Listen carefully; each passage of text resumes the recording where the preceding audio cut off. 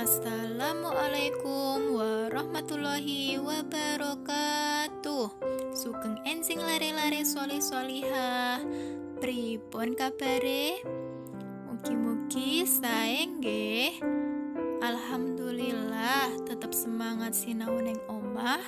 Muga-muga kebak barokah. Amin.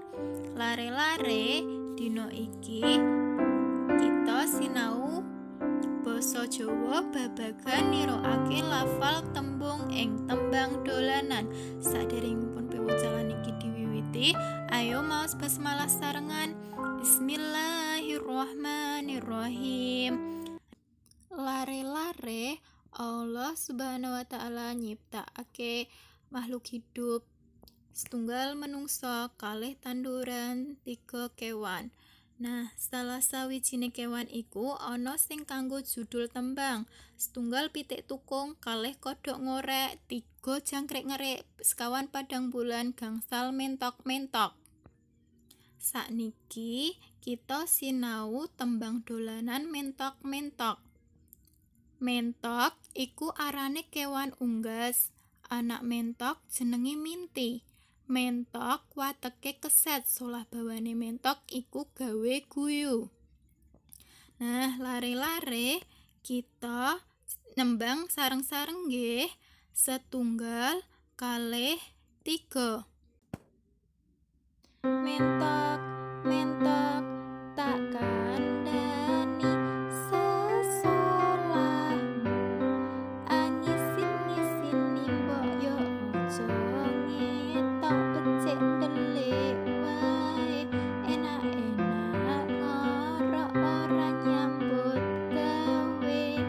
Mentok, mentok, mung lakumu megal-megal gawe guyu.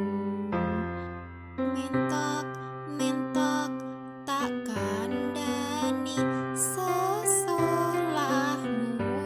Angisin-isini mbok yo aja ngetok, becik ndelik wae. Enak-enak ngorok ora nyambut gawe.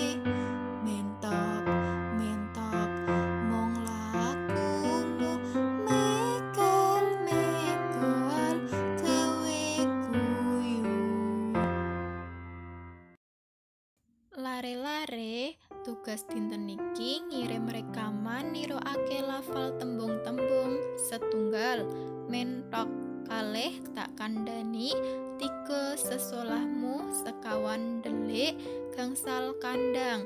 Dikerjake kalih bapak ibu teng dalem nggih, mangke dikirim teng nomor WhatsApp Bu Guru. Nah, Bu Guru pesen lelagon utawa tetembangan aja dilalekke supaya kabudayan Jawa iki bisa tetep lestari.